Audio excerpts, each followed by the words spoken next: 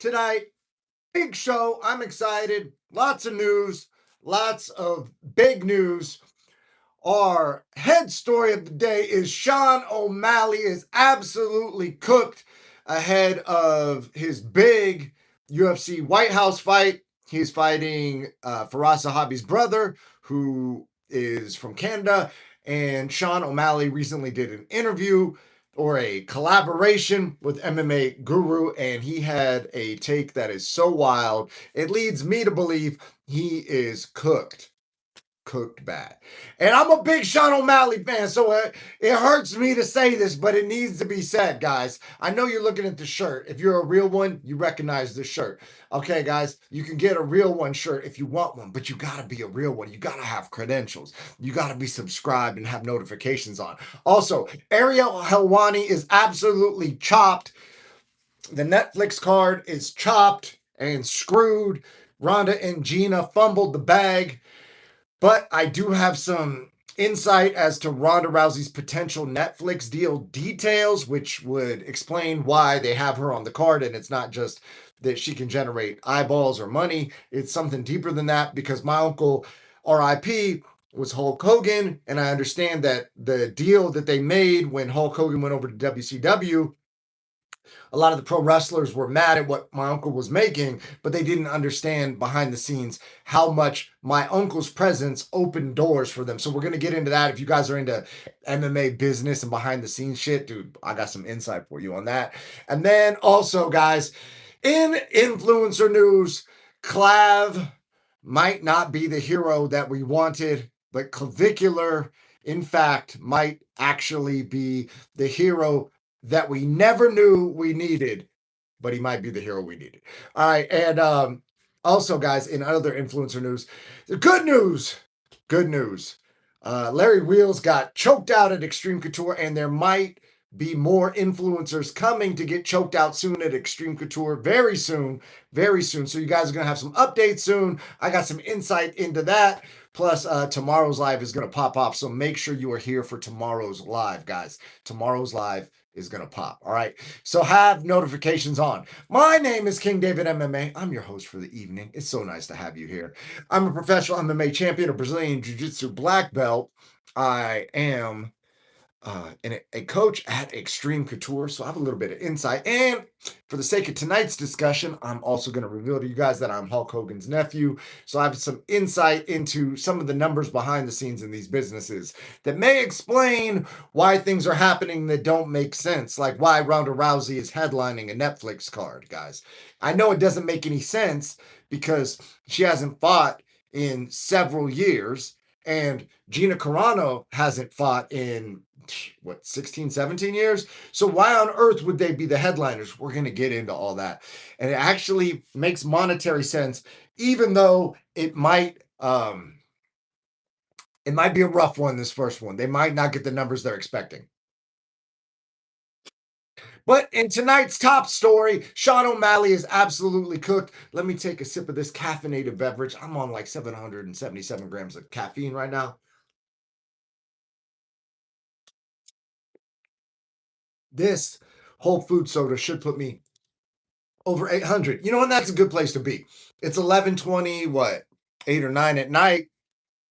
800 milligrams of caffeine. We can still get another 200 in. You know what I mean, guys? So, anyways, let me check the chat real quick. Arp on the Dawn says he just got here.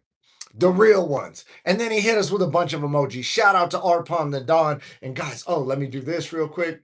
Let me drop this in the chat. I got this whole new way of doing things where I just do it myself because I can't figure out how to send things to people or anything. So let me hit that in the chat. Boom. If you want your real ones teased, they're in the chat. Pin the message.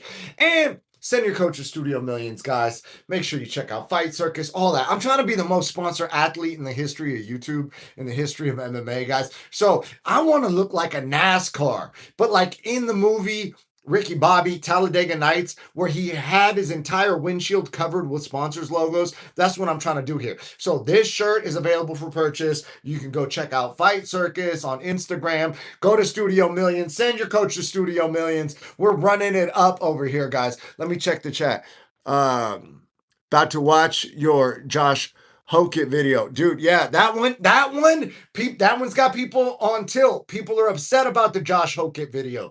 People don't like me telling the truth. I'm giving people reality, and people cannot process it. And when it happens exactly like I said it's going to happen, which it will, people are going to be pissed, mad. Hey, I'm just the messenger telling you guys the truth. You guys can deal with reality as much as you want. So if you're a real one, you'll appreciate the video, and if you're a weenie, a wussy, or a weasel, you probably won't. But that video upset people.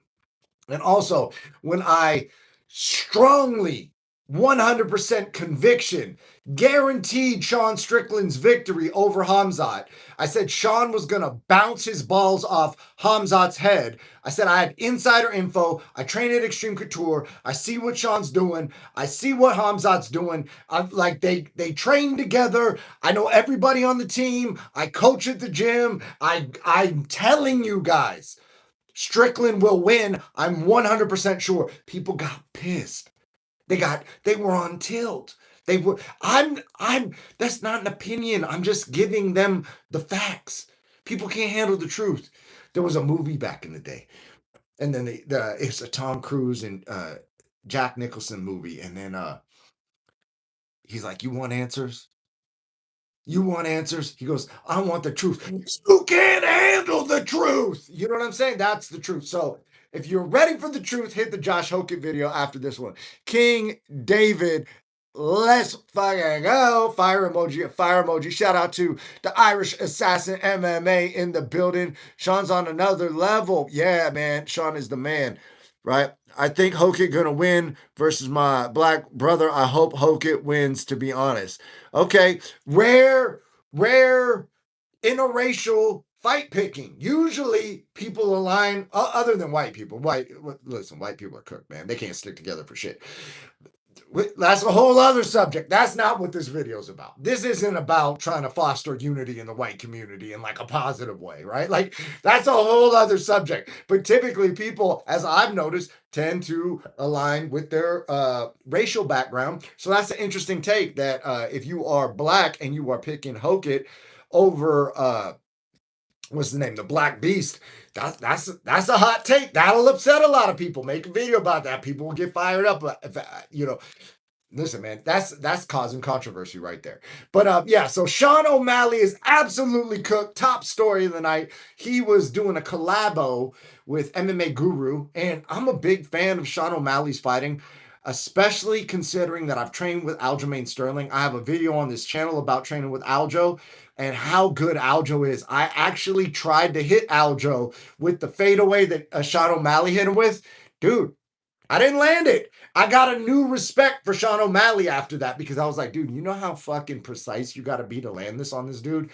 I tried to land it in sparring. I didn't land it. Aljo got in, took me down, and we had a very boring grappling session in that time. But I've trained with him several times, and some of the other trainings were a little more exciting. I go into that in that video. But anyway, that's neither here nor there. Sean O'Malley was on MMA Guru. And listen to this. He's got a big fight coming up at UFC White House. He might be the only American that beats someone who's not American on the entire card. He's our one hope and savior for the card, for America. And while we are putting all our trust, all our hope, all our inspiration, all our patriotism into Sean O'Malley, Sean O'Malley has the audacity to go on MMA Guru and go on a rant about how he was staring at Alex Pereira's ass for 7 seconds straight. He said if he would have done it for 10, it would have been sus. He only did it for 7. And he said Alex Pereira looks like he got a BBL. I'm like, bro. O'Malley, you're cooked, bro. Come on, dog. Come on, bro. You're our one hope. You're the one last hope for America, dog. We need you, bro. You can't be having takes like that, dog. Oh my gosh. Guys, I think Sean O'Malley's funny. If you think he's funny, man, go watch that. They actually did a good video. Him and the Guru. MMA Guru, man. And I get that Bro, bro, why were you staring at the man's ass? He even went so far as to say something like he almost like jerked, like, I was like, what, bro? And then he turned around and it was Alex Pereira. He's like, oh, my bad, bro. I thought it was a BBL in the building. Anyways, guys, let me check the chat real quick. Hokit for show against Beast. I think Aljo versus O'Malley fight was an early stoppage. Yeah, I agree. I agree it was an early stoppage. I believe that you let motherfuckers go out on their shield, especially in a title fight. These two gentlemen knew what they were getting into, and I thought it was early. I was rooting for Aljo, which is another, we're talking about interracial cheering for people, right? I was rooting for Aljo, but I'm biased because I trained with the dude. You know what I mean? I've got multiple training sessions in with him. I don't really know O'Malley like that. I'm like, okay, well, I'm a root for the guy that pulls up to Extreme and gives me rounds. I'm very loyal in that regard. If you give me rounds, I'm very biased. I'm going to root for you. Also, Hoken for sure against Beast. Yeah, bro. And if you have not seen my Hoken video, go watch that one. Yeah, because I got a whole storyline of exactly what's going to happen. You guys can watch it, and then when it happens, you can go, man, call him Mystic Dave because he predicts these things, right? Also, I got a personal beef with Ariel Helwani. I think he's a scumbag. And he's chopped, man. He's chopped. I heard more about his take on Sean Strickland. He's calling Sean Strickland a coward. Dude, Ariel needs to shut the fuck up, guys. Ariel Helwani needs to absolutely shut the fuck up. He couldn't even lead these Netflix fighters to water. He couldn't get them to say anything bad about each other. He couldn't hype the fight to save his life. He's interviewing them and he's not getting anything out of them. The interviews were so boring, guys. Netflix is fucking cooked. They fumbled the bag. Ariel fumbled the bag. Ronda fumbled the bag. Gina Carano fumbled the bag. And we expected it from Gina because Gina's Mrs. Nice. She's never been Mrs. Mean, right? She's always been a sweetheart. But everybody else involved, dude, if you want people to watch fights, you got to give them a reason to watch. That being said, Ronda is important to the Netflix deal, not just because of the eyeballs, but because of the deals that they can then get because of Ronda. So, for an example, my uncle, RIP, was Hulk Hogan. And other pro wrestlers hated on him. Hate bad. They didn't understand why he was getting paid so much money. They're like, dude, this guy's old. He's coming over from WWE, man. We got this new thing going on with WCW. Why is the entire budget going to this guy? What they didn't understand is that the WCW at the time had a 60-40 pay-per-view split with the pay-per-view provider. 60% of the money was going to the pay-per-view provider. The second they said they were signing Hulk Hogan, they got a 50-50 split the instant the deal went through. So they go, okay, we'll give you an extra 10% as soon as you can deliver Hulk Hogan. So they went from, let's say, making 40 million a year to 50 million a year without any increase in pay-per-view sales, and my uncle would sell more pay-per-views. So just on that alone, they got $10 million they could spend. Not only that, WCW didn't have any licensing deals. No, like toy manufacturers, nobody wanted to license the WCW brand. The instant they got Hulk Hogan, all of a sudden, Mattel, all these companies wanted to bid on the licensing because they knew it would print money. So I believe the same thing's going on with Ronda. Netflix, MVP, Jake Paul had Ronda and Gina, because Gina has a little bit of the same effect. You guys remember, she was on Star Wars. She's done movies. Ronda's a big star. She was in WWE. They have name recognition that not only appeals to fans, but it appeals to partners. And partners are where the big money's at. Because if you go sell, let's say they're selling hypothetically $88 tickets, which they are, and let's say they're not sold out. They're not sold out.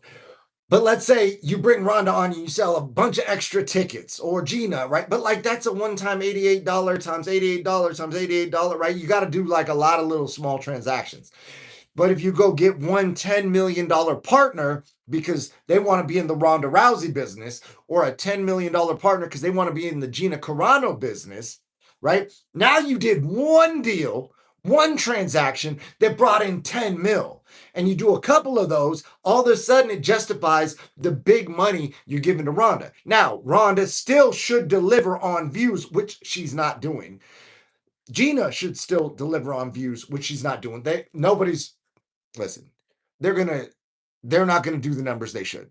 Let's just be real. And I want them to do well. This isn't like any hate or anything. They're just not selling the fight, right? If you're two fighters, as someone who won a professional MMA title at 44 years old, when you are in the eyes of the public past your fighting prime, you got to do a little extra to sell the fight. You got to make people care. They're not making people care. In fact, they're publicly saying that they don't care. But here's the thing. Even though they don't care, even though they're not doing the numbers they could, even though they're fumbling the bag, Ronda might have brought some behind the scenes deals or opened the doors to behind the scenes deals that make this a money printer for Netflix, that make it a money printer for MVP, that have now caused MVP, Most Valuable Promotions, Jake Paul, to have an entire new lane of money coming in, multiple lanes, right?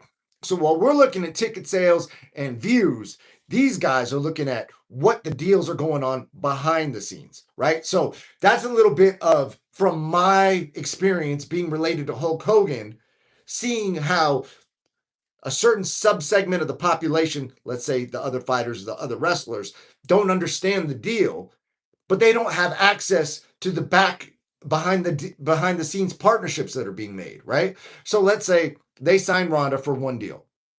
They pay Ronda, I don't know, hypothetically 10 million. But they get three people who want to be partners, right? Like let's say they sign, I don't know, fucking Diet Coke or something, right? And now Diet Coke gives them $5-10 million for the next 7 Netflix cards. They've printed cash, and that's a deal they could not have gotten if they didn't have a strong female lead headlining the card, because that's what Diet Coke wants to market to. Do you get what I'm saying? They want like a healthy fitness female audience between the ages of X, Y, and Z, because that they know that's their Diet Coke consumer. Does that make sense? So Diet Coke's not gonna sponsor Mike Perry versus Nate Diaz headlining the card. But Diet Coke will sponsor Ronda versus Gina. Does that make sense? Right? So, because these two ladies are in the target audience of the big brand who sells their 0-calorie soda to women who are over the age of 40, who want to lose weight without doing work, but also aspire to be fit, like these two badass, kick-ass females who are inspirational role models who have children and still got their body back. That's the exact storyline and messaging that this woman might want to hear as a viewer, and she consumes Diet Coke. And now I'm not saying that they're sponsored by Diet Coke. I'm just giving you an illustration of how that deal could only be made with those two fighters.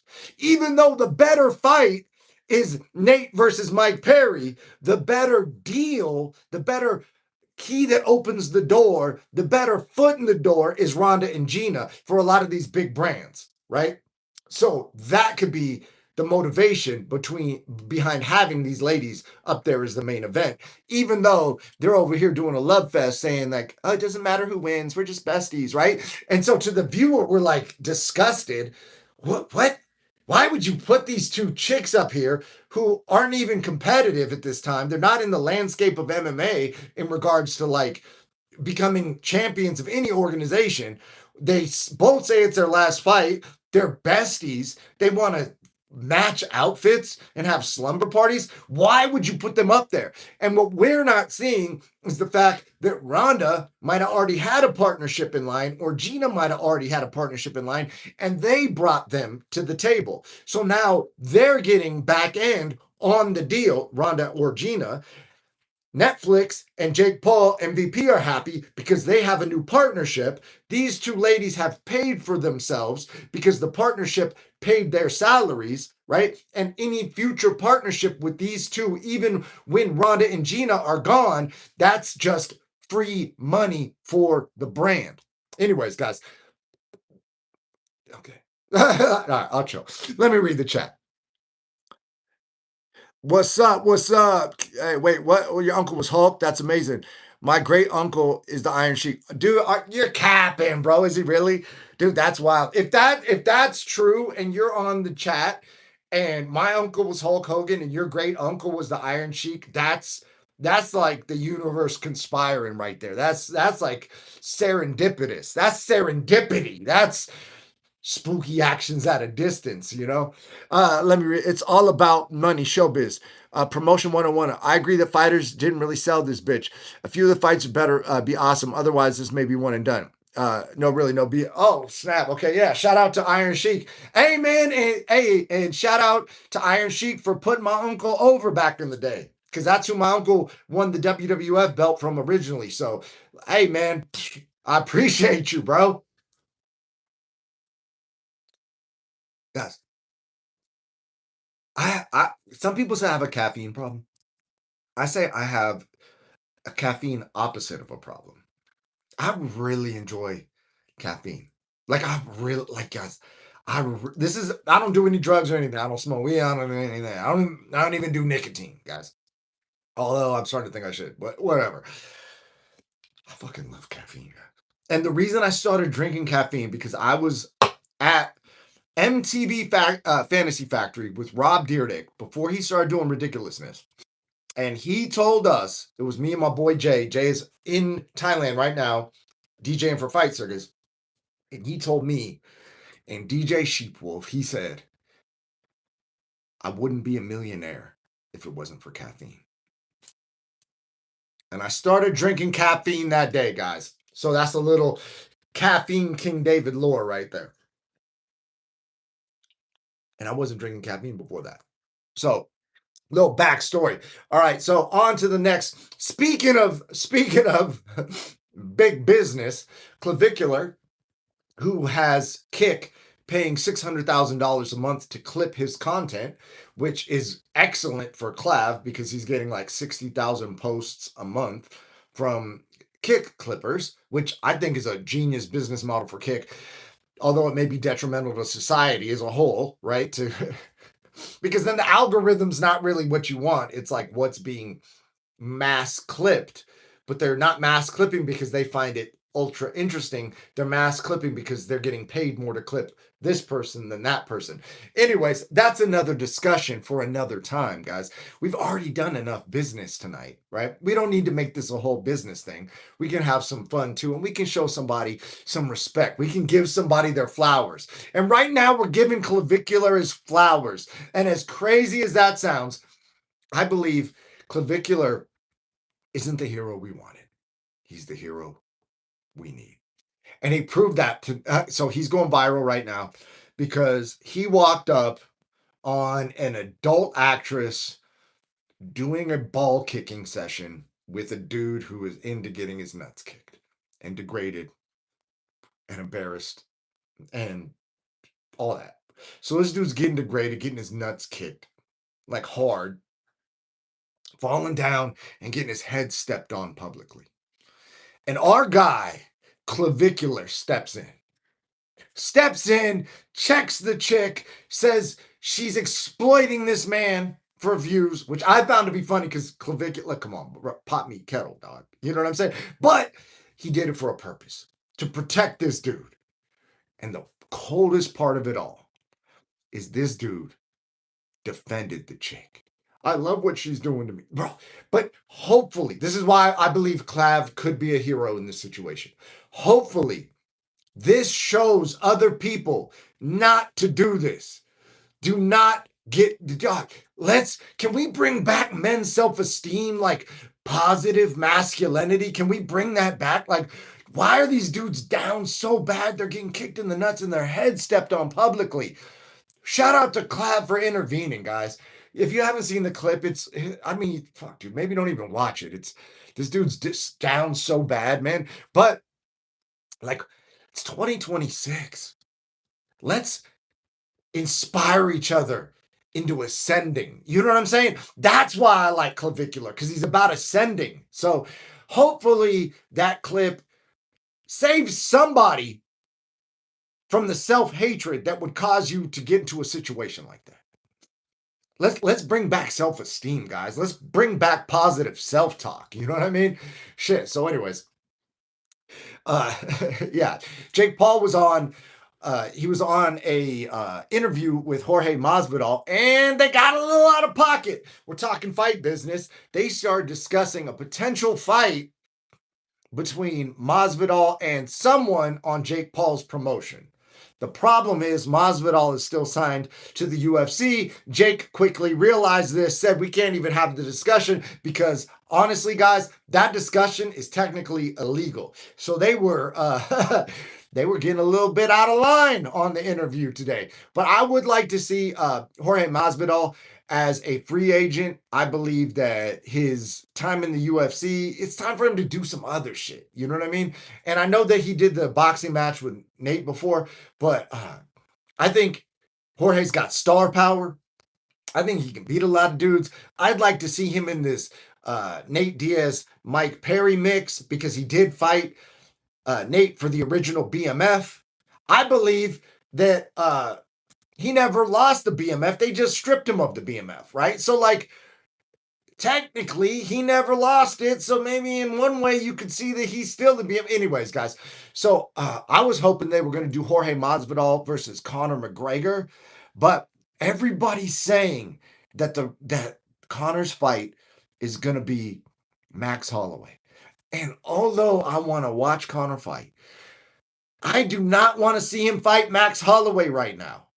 Maybe I'm fucking tripping, man. I was hoping for somebody else. I actually, the more I think about it, I want to see Conor come back and fight Michael Chandler. And while we were talking about people rooting for people outside of their race, this is one where I would be rooting for Conor against Michael Chandler. Even though Michael Chandler's the American and Conor is the Irishman. I would like to see, because I think Conor has a longer lifespan. I think if Conor comes back and cuts through that man like butter, you know what I mean? And he just fucking breaks Michael Chandler's nose, puts him out, gets on the mic, cuts a promo. Now we got something. Now we got excitement back in the game, guys.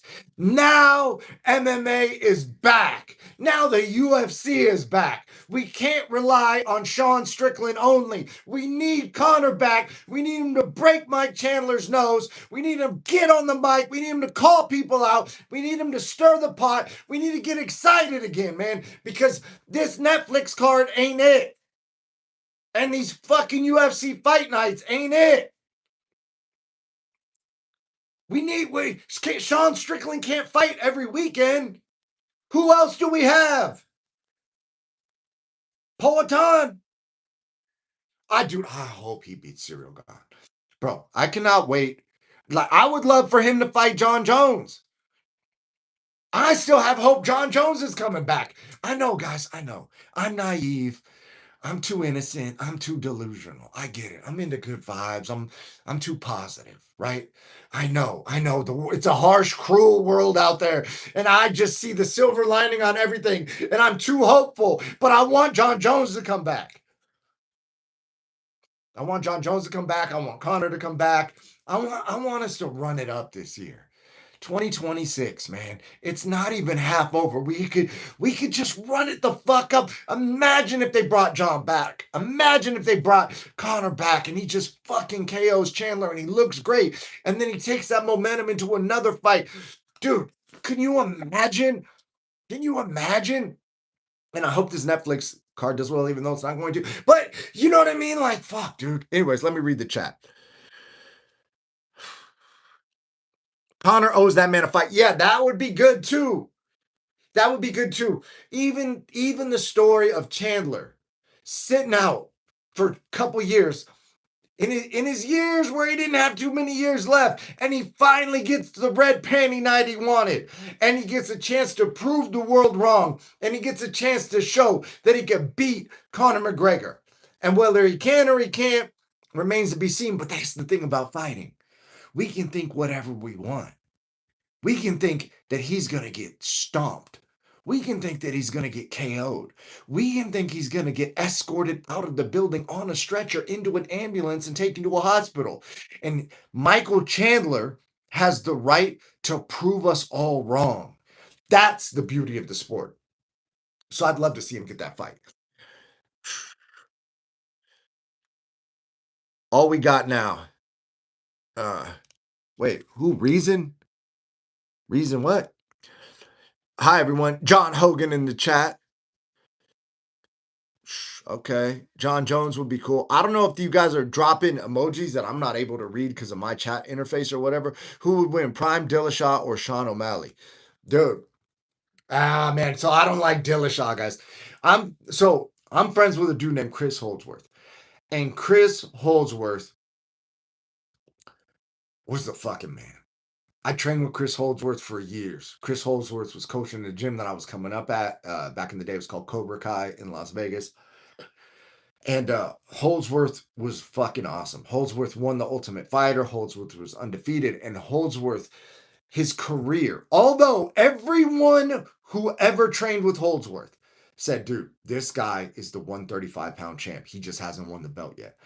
And TJ Dillashaw's punk ass hit him in the back of the head in training. Illegal blow in training, concussed him, and ended his fucking career, guys. So I'm a little biased against TJ Dillashaw.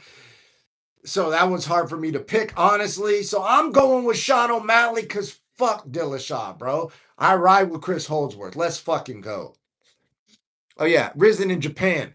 Dude, hey, I need a fight in Risen in Japan. I could do some things in Japan. I've got 9 professional MMA wins. I've got 9 submissions. I won a professional MMA title. Choking a man unconscious in front of his friends and family, in front of his entire city. The dude sold thousands of tickets, literally thousands.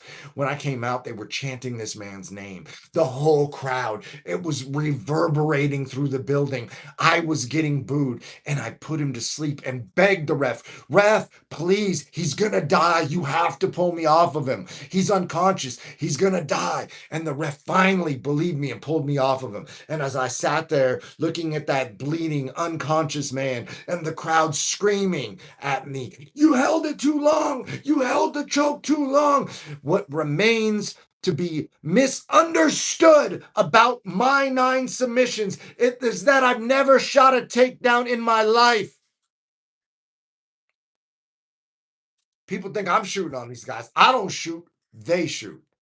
So anyways, I think I would do well in Risen. I would just strike with these guys. If Risen had a problem with me striking with guys and them shooting on me, the problem isn't me. The problem is the guys who are panic wrestling.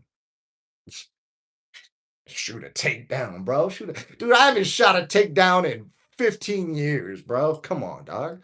The fuck I look like? Hamzat Chimaev fucking panic wrestling? Get the fuck out of here. Oh, yeah, I heard about Holdsworth thing. That was messed up. Dude, Holdsworth is so fucking good, bro.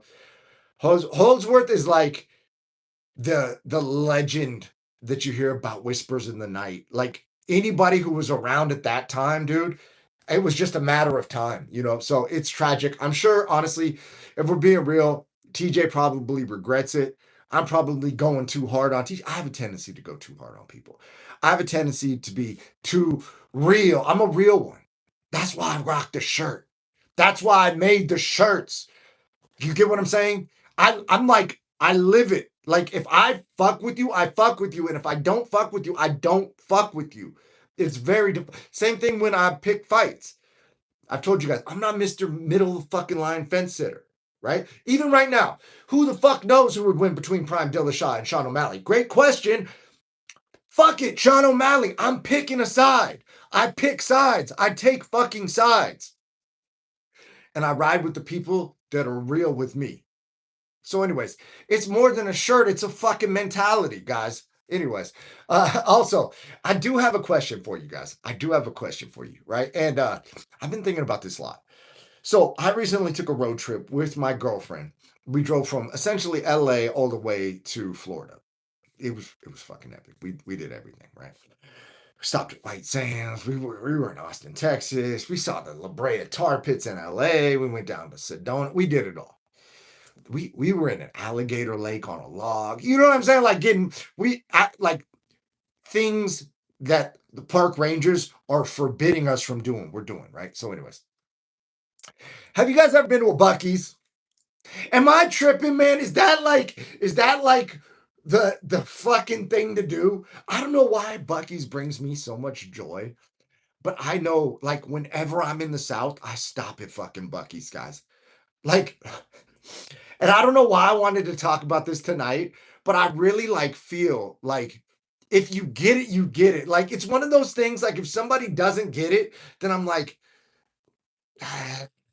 but if somebody gets it, then I'm like, okay, we're like-minded individuals. I can fuck with this person. It's one of the the telltale signs that like I might like somebody, right? So as bizarre as it sounds, if you fuck with Bucky's, I probably fuck with you. Okay. And I know it's got nothing to do with anything. It's just one of those things like causation is not correlation, correlation is not causation, right? But like oftentimes, people who appreciate a Bucky's understand what I'm saying. And even though it's a fucking gas station and it makes no sense to the people that don't get it, to the people that get it, we fucking get it. I remember I took my girlfriend there the first time. I was like, babe, I'm telling you, Bucky's. Bucky's. We stopped at a Bucky's. And if you guys have been there, you know that they got all the like the fudge and they got all that, you know. And guys, feel free to steal this. Walk up, chicks behind the counter, right? I'm with my girlfriend. I'm like, hey, no, can I help you with anything? Yeah, you can. I want all the sweets. Well, I get my girlfriend whatever she wants. Whatever she wants, get her. Get her all the sweets. Because they're not as sweet as her. You know what I mean? They're not as sweet as her. You know, and doing this with your girlfriend to another woman and just big upping your girlfriend and shouting her and like overdoing like I overdo it. I don't know if you guys can tell or not, but like I'm a little extra. I'm a little extra, right? I'm a little animated. I like to make a scene in public. I like to draw attention. I like to put my girlfriend on the spot. I like to do all that, right? So, guys, if you're ever out and you want to put a smile on your girl's face, take her to a fucking Bucky's in the sweet section, wait for a girl to wait on you, and then talk about how sweet your girlfriend is and you get her whatever she wants. Get her all the sweets because she's sweeter than all the sweets. I'm just giving it to you on the plate, guys. You know what I'm saying? You come here for MMA drama, you get dating advice. You know what I'm saying? I got it all. That's what we do here. All right, let me read the chat. How is he cooked? Zahabi lost to Avera. Oh no, I'm saying he's cooked because he was checking out. Yeah, so start the live at the beginning, man. We get into it. But yeah, he was checking out Poetan's ass, bro. He went on like a rant on the MMA Guru show about how he was staring at his. He thought he was staring at a BBL for 7 seconds, and it was fucking Alex Pereira. Anyways, yeah, we get back into I get deep into the lore of Sean O'Malley in that. And so when I'm saying he's cooked, I mean like cooked in all the other ways, right? Not cooked in the fight. I think he's gonna knock this guy out. I hope he does. I'm not gonna pray about it, right? I'm not gonna pray about it because I don't think that like that's what I should pray about. You know what I'm saying? But honestly, and although, you know what, although I do think God is abundant and infinite, so therefore we can pray about infinite things, and God is infinite, so he can do them all. He can do them all. So sometimes people are like, I'm not going to pray about that. It's too small, right? But it's like, but God can do everything, big or small. Anyways, yeah, so uh, Zahabi did lose to Vera, right? So, but, you know, he's trending now. Anything can happen in a fight. His brother's probably gonna have a good game plan for him. But yeah, I'm picking Sean O'Malley. Vicious KO in front of every single world leader on the planet who's all being invited to the White House, guys. Parlay, Cross, Gina, Jenkins. Bro. I cannot publicly endorse Jenkins. Um, I just can't do it, bro. I can't do it. I know the guy. He, me and that guy are not in alignment on anything, man. So I cannot support Jenkins. I do believe Jenkins could win. Like, if I'm being like, take my bias out of it. You guys want to see how I think? You want to see how I think? I believe Jenkins should win. I believe Jenkins will win. I'm gonna pick Chris Avila just because I don't fuck with Brandon Jenkins like that. You know why? Because I've done nothing but be cool to that dude, and that dude's always been weird to me, like a weird dude personally, right? Very weird personally. And I'm not gonna get into the stories, but like he's done some real sus things at like Christmas parties. Dude, I got nothing. I don't even like being around that guy. He's one of those dudes that like comes up and like is like touchy in like a different way. But I'll tell you this: when I went to Minnesota and I won this belt, I beat his coach up. Whatever. And it had nothing to do with him. You know what I mean? But like it just happened to be that I fought his coach, right? So, anyways, um, I understood him better. I just thought it was weird behavior. Yeah, I'm from California. I was born in Northridge Hospital, right above Los Angeles. So things are a little bit different out here, right? Like on the West Coast. But when I went to Minnesota, I was like, oh, maybe I'm just misinterpreting really goofy, awkward, and like overly dorky friendly for sus, right? Maybe he's not super sus like that, right? Like maybe he's just like a I don't know what you call a Minnesota dude, but anyways, so I would never bet that, bro. I would never bet that. But I'm like I said, I'm biased. I pick sides. I will pick Kenny Cross because I rock with Kenny Cross. You know why? Kenny Cross gave me great rounds when Kenny Cross was at Extreme Couture. Kenny Cross and I have hung out at the park, held mitts for each other, held tie pads. We would hold pads for each other after practice. I rock with that dude, right? I hope Kenny Cross shocks the world, and I believe he will. I think he's one of the most underrated fighters out. Cross the boss, right? And if we're gonna be real honest, man, I was picking Ronda, but I'm so fucking salty about the way the fight's being promoted. Fuck it, I might just switch sides and pick Gina Carano. No telling what I might do. But like, let's be real. Let's be real. Let's be real. Let's be real. Yeah, Cross style is awesome. Yeah, dude. So if you guys don't know Kenny Cross, he's very explosive. He can stand like karate stance and fucking gun kicks. Dude's good, and he can wrestle. He wrestled, I believe, D1, Division One. This dude he's fighting. Everyone's saying that this guy is the guy, the KSW two division champion. Man, hey, Kenny Cross is a live dog in this fight. But yeah, man, if you want to run that parlay, hey, I can't condone it, but do you 21? Do your thing 21? Yeah. So yeah. I mean, I'm sure they're all underdogs. I would imagine. Is Jenkins an underdog or is he a favorite? Yeah, so on that, I'm picking Kenny Cross by whatever the fuck he wants. I'm picking Ronda Rousey by throwing Gina Carano for Ippon, feet overhead, spike her head off the fucking canvas, and then break her arm. And I'm picking Chris Avila to KO Brennan Jenkins stiff. Those are my picks. Yeah, so those are my picks, and I'm extremely biased, and I pick sides. So there you go. All right, yeah. So that's what I got to say about those picks. I'm borderline about to not watch the fights just because I'm so fuck, dude. I'm torn, guys. I want Netflix to succeed, so I'm going to watch the fights. But I feel like I don't even want to validate this fucking happy-go-lucky, oh, we're besties bullshit, right? Like, it's disrespectful to the audience to not promote the fight. Like, I believe Ronda and Gina are doing a big disservice to the MMA community, to the MMA fans. to the Netflix viewer, to the casuals, by not giving a reason to tune in.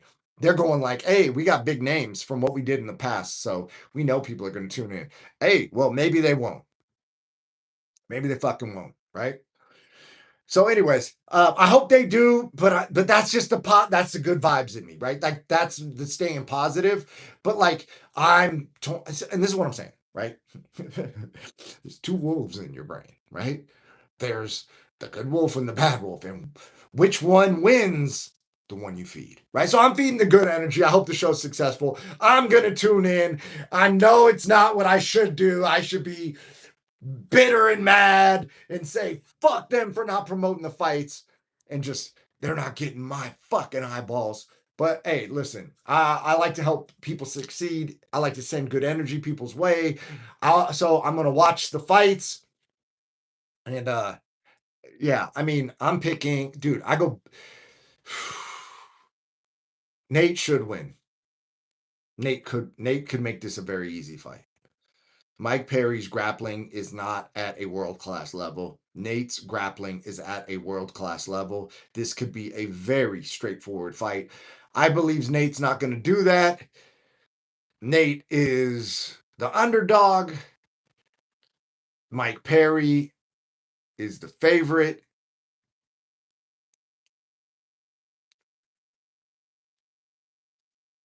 I'm going to fucking go. Fuck, dude, I can't.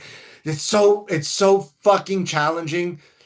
But I don't think Nate is actually going to pursue the fight in a way that makes the fight the easiest fight possible.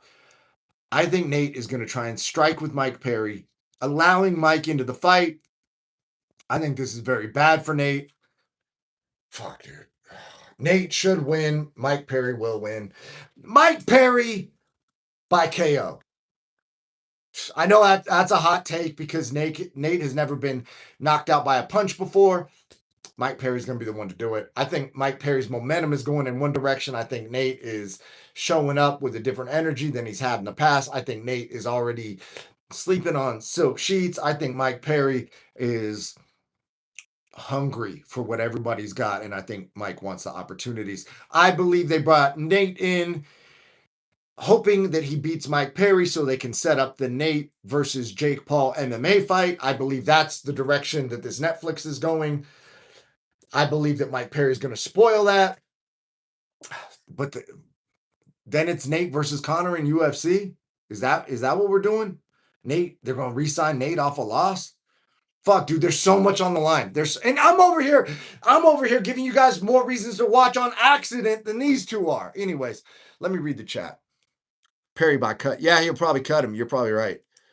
Hope it's the biggest show ever. Yeah, dude. Yeah, so at Extreme Couture, all the best managers on the planet. My manager's name is Roman, right?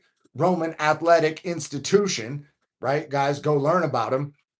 But we got other managers there too, subpar guys. You know what I mean? Whatever. The other guys, who's keeping track, right? But like, all the managers talk about the Netflix card.